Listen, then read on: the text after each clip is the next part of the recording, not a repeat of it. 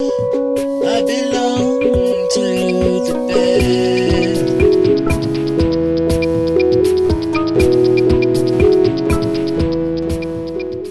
And welcome to the 22nd episode of Technolotics.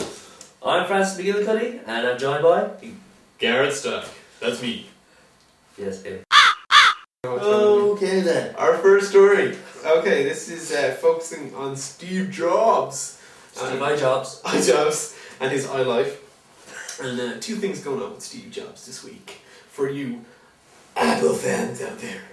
I don't know why that means Apple fans, but it does. Because we say so. We do. Apple fan. And Steve, new king of Disney perhaps. Yes. Supposedly, Disney is to buy the Pixar company, which has made it so much money and was just about to fall out of contract with it. So, goodbye Pixar's independent creativity, and hello the giant conglomerate corporation eating its soul. Yeah, exactly. But you could say like the Pixar kind of killed Disney. Yeah, They were so right, much yeah. better at what Disney were used to do. Well, maybe Disney committed suicide, firing their entire animation crew, or well, rehiring some of them as digital three-dimensional animators. But they don't do any classical animation anymore, which is just Disappointing, but like hello, it's Disney. You're supposed to make cartoons. But maybe will Steve Jobs save Disney? It's a possibility. that's the question. But I mean, most of like the Pixar stories, you know, they only produce one movie a year, and like usually they concentrate for so long on actually making a decent story before they even think about, you know, actually animating it. So like why those films were so successful, like they have 6 of the most successful animated movies ever, and like they concentrate so hard on making actually good movies and not just producing something. Disney seemed to be towards the end of the animated movies was just like fire something out there, and like some of their later efforts were just pathetic. Yeah, they're all into generating franchises and creating things that they can knock out 50 straight to DVD, crappy things that you can buy at the supermarket shelf in a sequel to, instead of making genuine original movies, which is what Pixar seems to quality like to. movies, like, and I mean, jeez, some of the stuff. What was it like? Spirit, Horse of the Cimarron, or some crap like that. It looked terrible. You've also got a better Disney collection than I have. I have no idea what that is. I know, just the old classics. Spirit 2, the horse that could fly. What is a Cimarron? Is that like a laser sword? I don't know, it's probably close to cinnamon. Sephiroth's cousin from Final Fantasy, something like that. But he's getting a lot of shares, Steve iJobs. He's getting some shares in Disney, so he'll be the most powerful man in Disney. Well, maybe. Oh, 6%? The power of 6%. Ooh. Well, 6% can make a huge difference. An extra 6%. An extra 6%, exactly. Yeah. He's going to have more shares than anybody else. More than Roy Disney even had when he tried to change the direction of the company. Almost succeeded. And Michael Eisner's gone, the evil dictator of Disney, so he could actually have a chance at changing the company. Yeah, he could be CEO. Who knows? He could end up in a lot of trouble either. Because they're also suggesting, various sources around the internet are suggesting that Steve Jobs is attempting to get more Disney content, ABC TV shows and Disney cartoons for the iPod. But if he does that, that's antitrust. That's using 2 different companies that you're attached to make money from each other. You can't do that. Conflict of interest kind of Huge stuff. conflict of interest. So how is he going to manage that? I guess there's only really one or 2 ways. He could resign from Pixar, or he could leave Apple. He ain't going to resign from Apple. No, not likely. Not likely. But we'll have to wait and see on that one. Maybe take the shares without a seat on the board or something. Who knows? But he's getting a seat on the board as part of this deal. So Yeah, it's kind of dodgy. You have to tread very carefully. very, very carefully. You have to demonstrate actively that he's not influencing those kinds of decisions. Yeah, that he's pretty much, he kind of removes himself for all those kind of decisions. So if Disney are making a decision of like going with Apple versus someone else, that whole decision process is completely removed from him. Which of course it won't be, because they'll know people who are carrying Yeah, to be on internal politics. He'll be somewhere in there. Like he's like a major shareholder at this stage. So I mean, he will be considered, because any move that Disney makes, they have to consider their shareholders. And one of them, Steve Jobs. Still, not bad for a man who 6 years ago was running Next Computers and owned some of Pixar. That's about it. Fair play to him. Yeah. He's really got himself back in that world dominance game. Yeah, definitely. He likes the top when he's gotten back there. So, story 2 involving Steve this week. He invited Microsoft to make their own iPod clone or knockoff or killer, if you will. And a lot of people taking this as sort of a bit of a kind of sly one on Steve's part, suggesting that he wants them to break their backs, trying to get people to license their copy protection scheme, which will only ever be a small part of the marketplace. But, you know, I'm thinking maybe he's getting a lot of pressure from the big music companies to increase the price of songs on iTunes, and he knows the market won't bear it. Yeah, it could be there because, I mean, also, seeing as iTunes is also going to be kind of IP deals as well, like with the new iPod video, and Google starting doing it where the content creators can charge any price they want.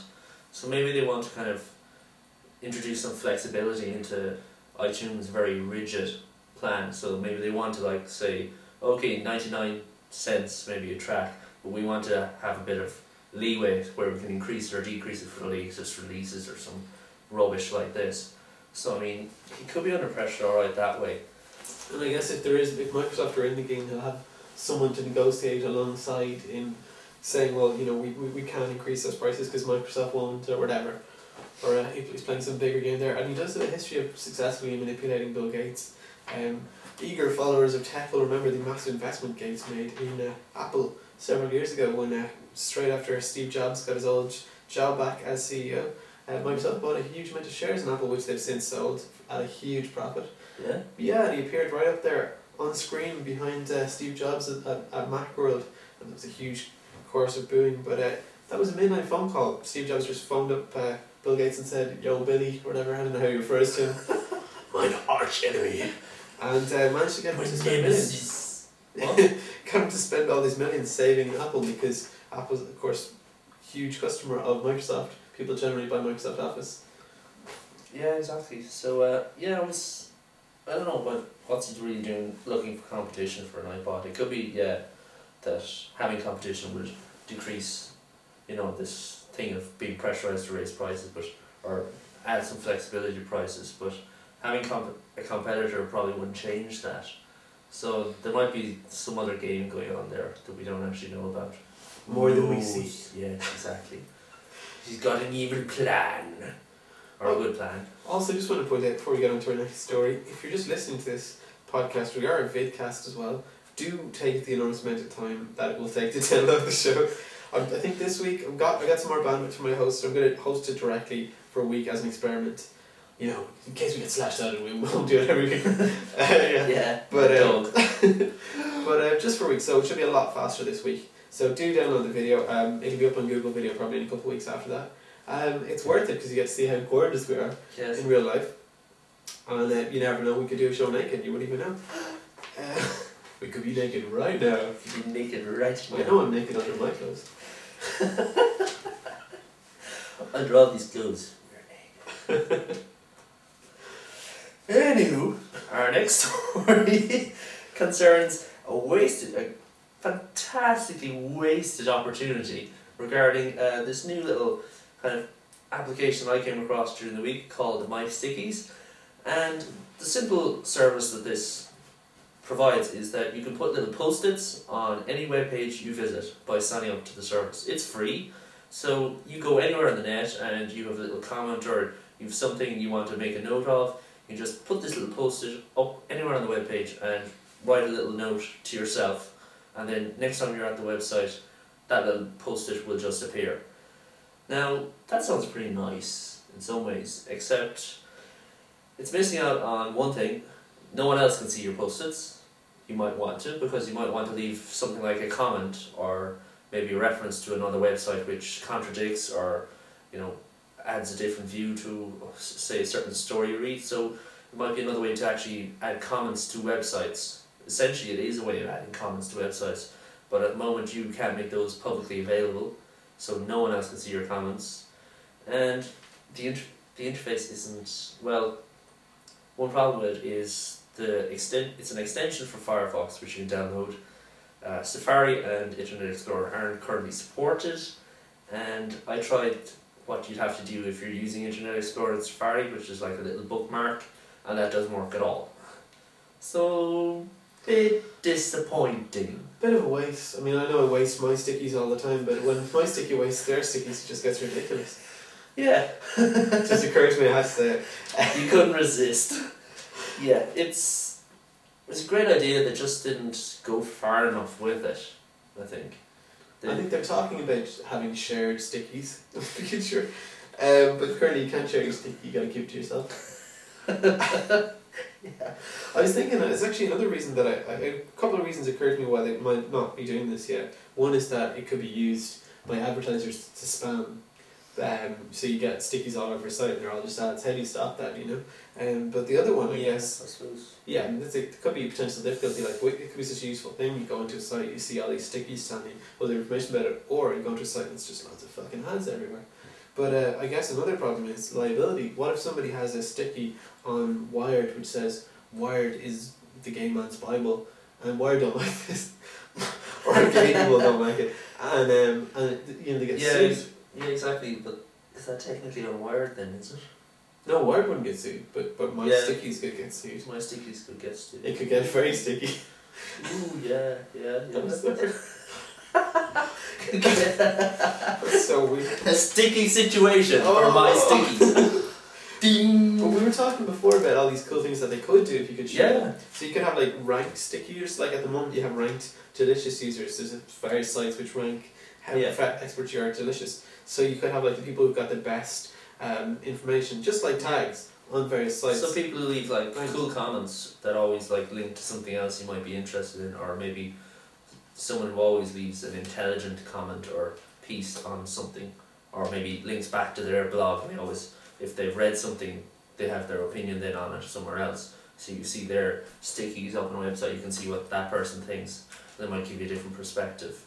Real difficulty balancing those user content and the potential for abuse, though. Don't know how they're going to do it if they can do it. Tricky. Such potential could be the next delicious. Could be. It's a great idea because it adds just to like you can totally.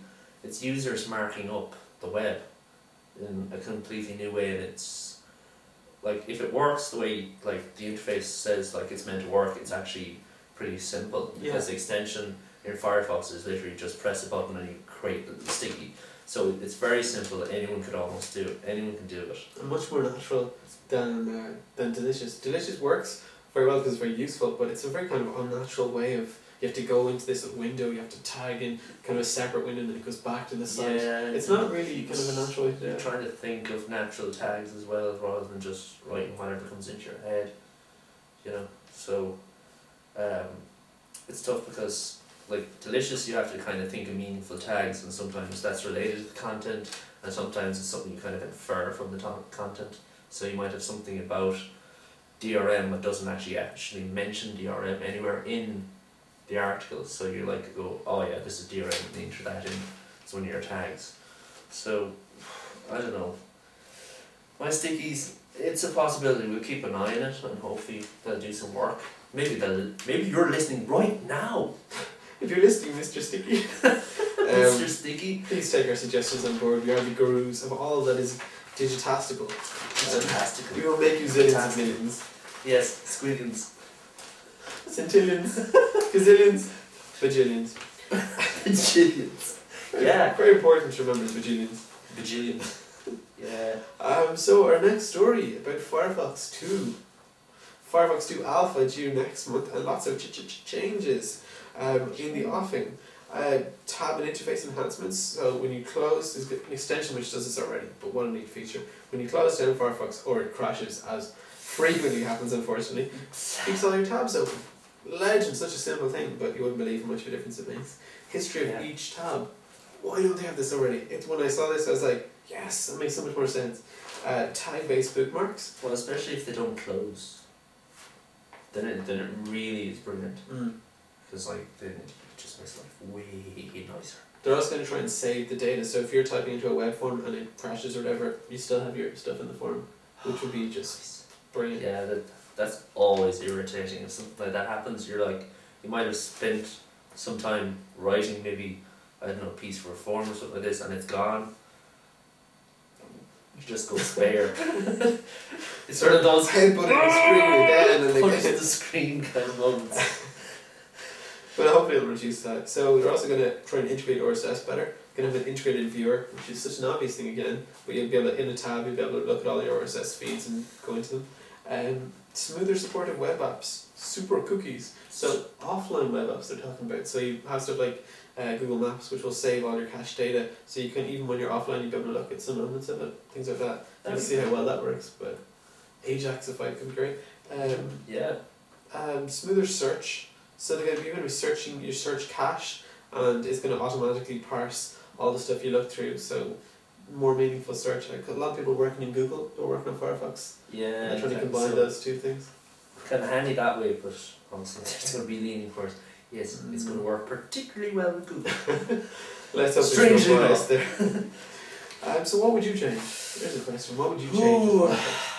It'd be great if it didn't crash half as much. If they could just like ease down on like the bugging and the freezing, because after a while it can get really, really irritating. I think the one thing about opening, like the history being saved, so like when it does crash, you just open it up again and everything is as it was. It's so nice rather than having to sign into about 5 or 6 different things, because you'd be just signing into forums or doing this and that, and it just lags because maybe you open up one tab too many, or you just open up one weird tab that just causes the whole thing to fall apart. It just really slows things down, because like the more we get used to fast computers, the more like small things about lags just irritate the crap out of me, especially. So I think that's great. The RSS integration I'm looking forward to, because it's nice if you just have all of them there, or even if you had them kind of doing the kind of ticker across the top. I'd like that, because you could just like, they'd be just flashy across the top.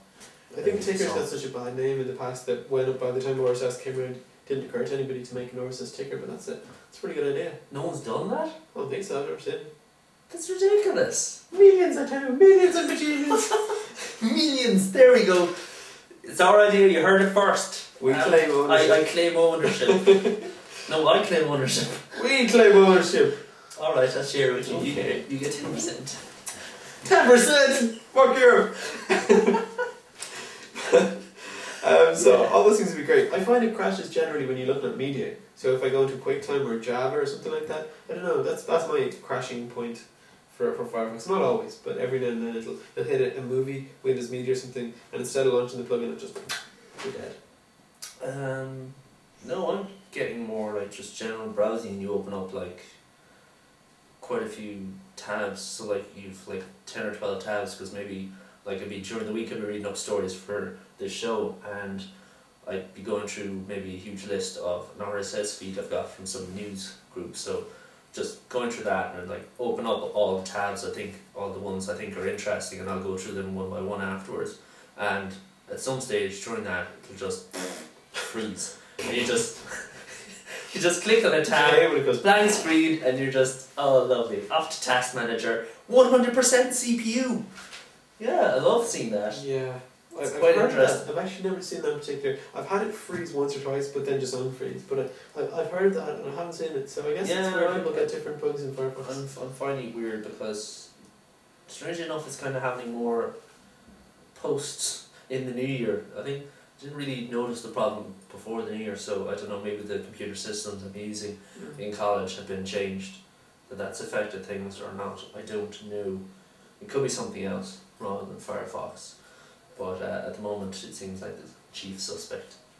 One of the things I do like about it is you seem to be able to run a crap load of extensions, is the word I'm looking for, without any kind of conflict, which is weird, because I mean, any kind of other software I can think of where you can run extensions, if you run more than 2 or 3, you're getting all sorts of difficulties. Falls down. But you can just run absolutely bucket loads, and I was looking in fact at Jathan's PC a few days ago, and he has just a break load of extensions, because he's pretty weak.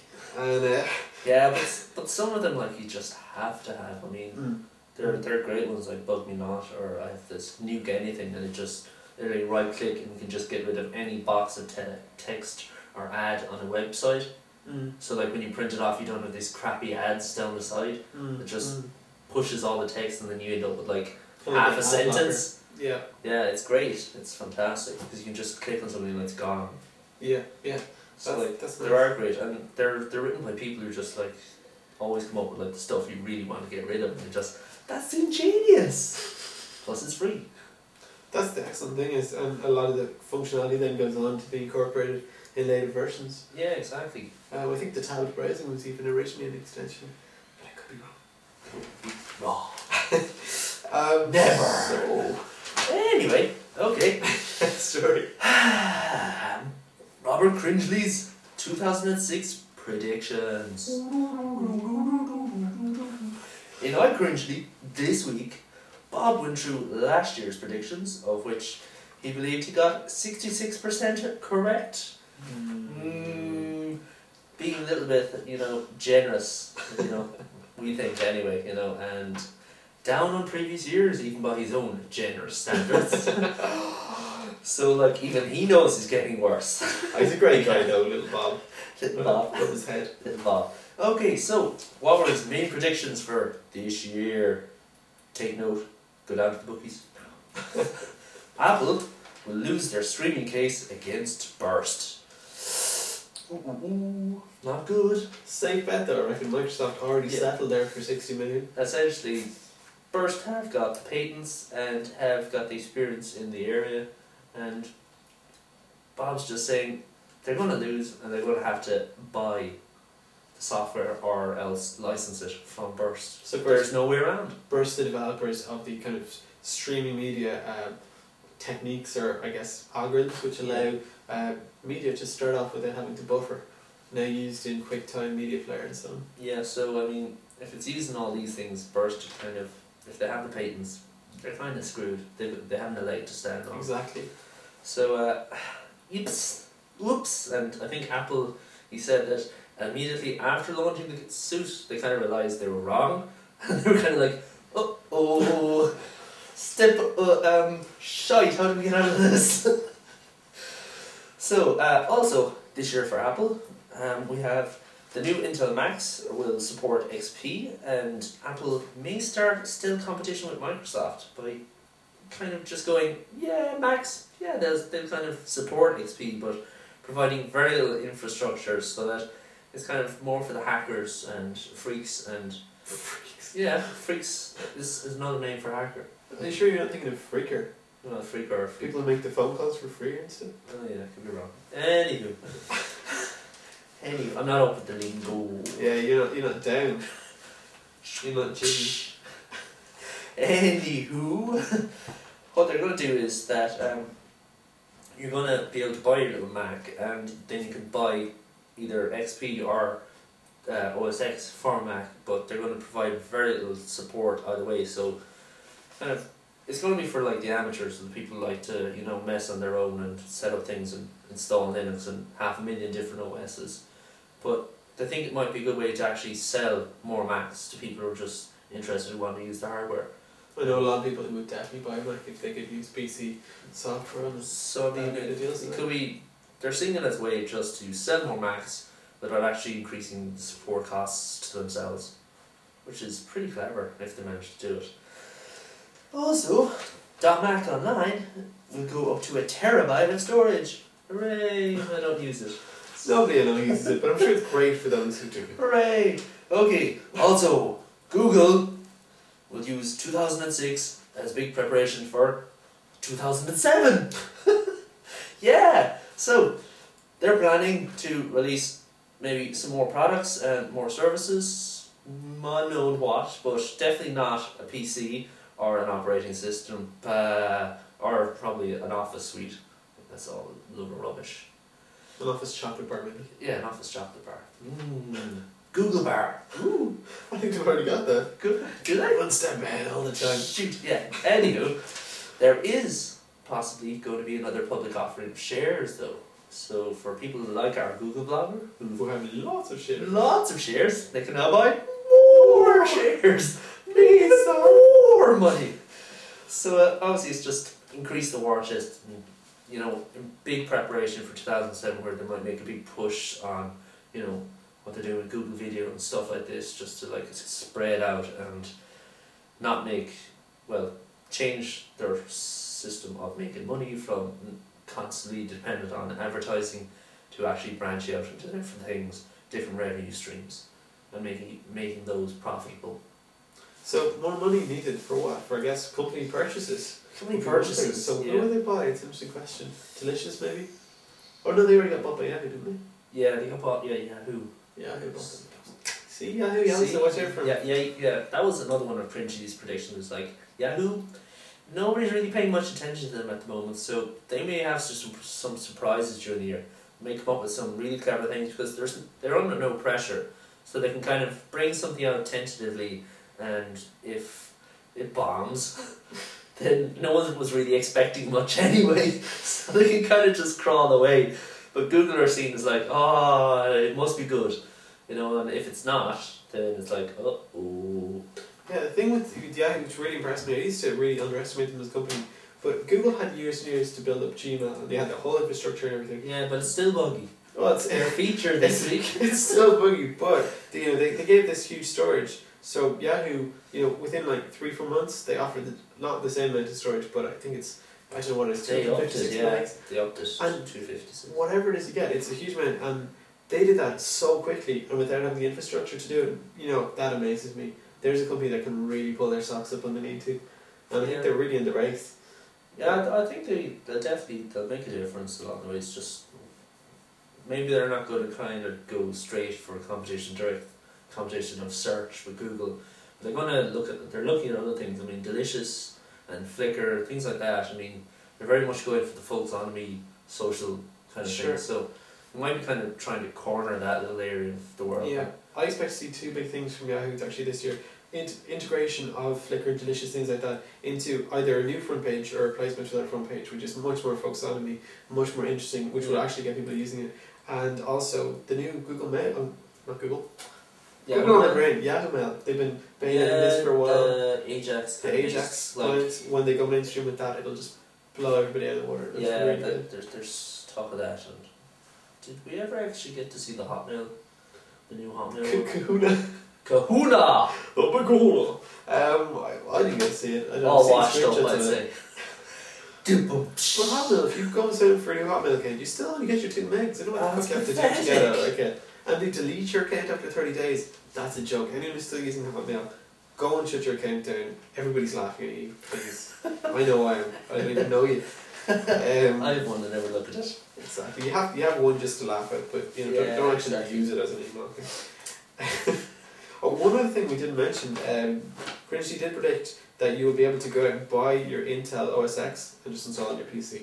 Oh yeah. I don't know about that, but if it's true, I know a couple of people will buy it. Yeah, well, fuck. It'd be worth a try. There you see, there's somebody who'll pirate it. No, won't. No, I swear. Yeah, and I didn't use torrent to download movies all weekend. Okay, moving on. Scout's honor. Dib. You weren't in Scouts, were you?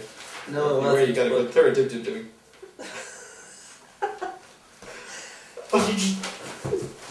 Alright. So, moving on to our next story. Oh, this is a complicated one. Deep breath. Okay. Hold on. Jumping right in, Gore, who's become an amazing speechwriter since he failed to win the American election, or did he? Did he at the last but one election? He's started writing some amazing speeches about environmentalism and all these other things, and he's just written a speech, come out and given a speech in, presume, in Congress.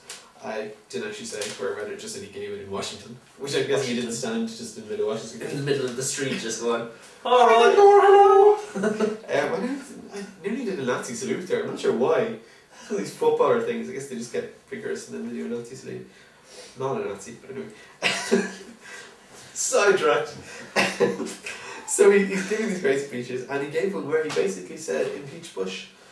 He compared the wiretapping which is going on at the moment continuously and has been uncovered by various news sources to the FBI's surveillance of American legend Martin Luther King, black rights activist, and he described the indiscriminate wiretapping as illegal and unconstitutional. And lots of other nasty words. Heavy allegations. Pretty heavy, and more heavy than that. He describes the unitary executive philosophy which lies behind much of the Bush thinking. Although I think that's perhaps an exaggerating word to use for anything the Bush regime, but likely this is the theology behind it, if you will. The idea that the executive branch of government, the presidency, should suck all the power into it and be strong and powerful against America's enemies. He essentially described it as the enslavement of the other branches of government. He compared the war on terrorism to Orwell's Perpetual War. Nearly there. Take a breath. And he called for an investigation by both the Senate and Congress. And the appointment of a special counsel by Attorney General Alberto Gonzalez to investigate presidential abuses. So, thumbs up for the sentiment there, Al, but in fairness... Will anyone listen? He's asking the dog's tail to tell the dog to stop biting the man. That's a terrible metaphor, but you know where I'm coming from.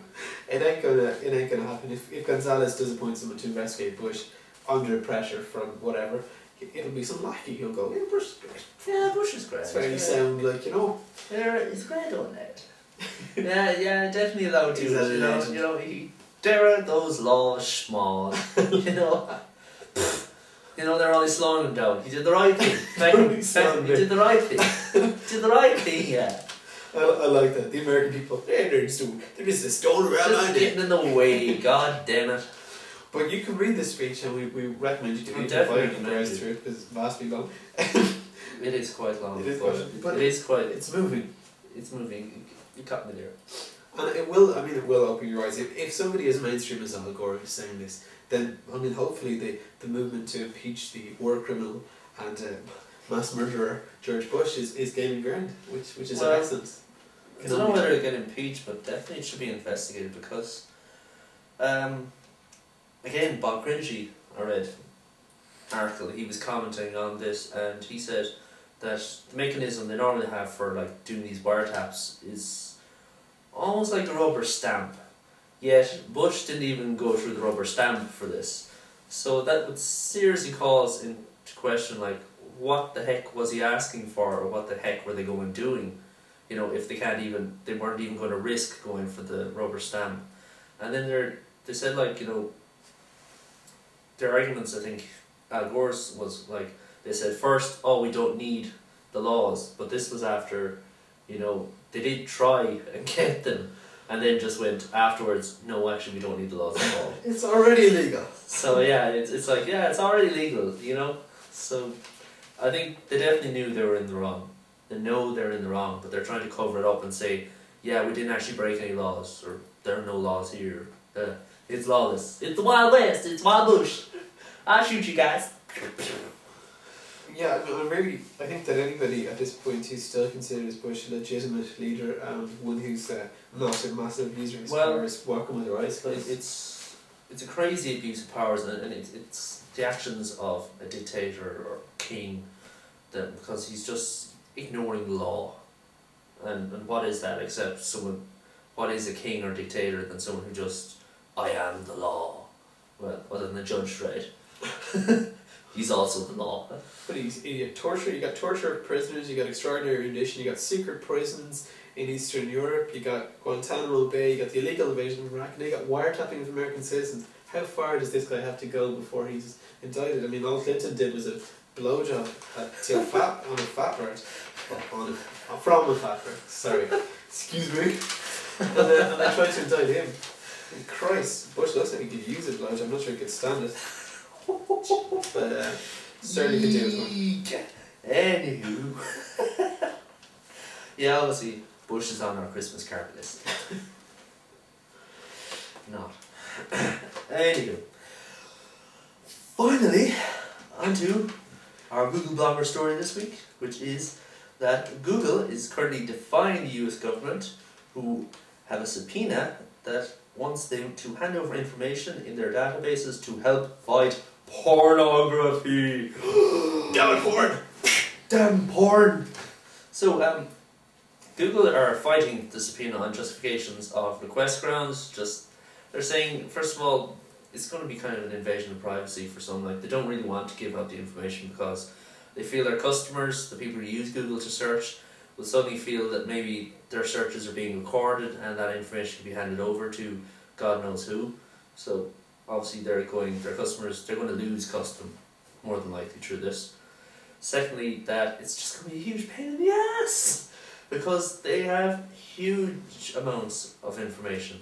I mean, millions of people use it every single day, and I think the subpoena asked for all the requests over something like a week, which is hundreds of millions, which is crazy. Now, why do they want all this information? Well, they're seeking to resuscitate an anti-porn law, which was killed by the Supreme Court way back in the day. So they're looking for reasons to kind of bring this back. Now, this law was the Child Online Protection Act, which basically would have forced any website to check whether a person getting onto that website was of legal age, hence they could actually watch or see any material not suitable for minors. So it was the idea was protect minors from anything that they shouldn't be seeing. Now, the question is, what is anything? And then how do you protect them? Now, the law was to force all the websites to come up with ideas for doing this. So somehow they would have to verify everyone who comes onto the website. So there'd be a big black page going, "Are you over 18?" And it wouldn't be good enough to just click, "Yeah, I'm over 18. I want to see the porn." Do you always use that voice when you search porn? Yeah. Oh, porn! Oh, porn! Yeah. Anywho, so people who fought against this law and won in the Supreme Court were arguing that filtering technology would be far better rather than actually asking websites to do this for one very good reason. First of all, not all the porn websites are in the US, hence they're beyond the jurisdiction. Hence, children can access a huge amount of dodgy material that is beyond the United States, beyond the jurisdiction they have no control over. So, kind of makes, doing it in the United States a bit stupid. Or would it just drive everyone who makes that kind of material out of the country? They'll just make the material maybe in the US, but they'll all, serve it up from, I don't know, Cuba or somewhere crazy like that, So, then you won't be able to, you can't touch them. So, problems also was that there's no way of actually showing that you're over 18 without actually kind of revealing your identity. So this is kind of another way, do you really want to be able to, do this? And this is also ties in with Google, people are worried that, their searches for hot moms or whatever, doing the dishes are getting, hey, not me. Hot moms! Jeez, I don't know, was the your first mom one. wouldn't come up anyway.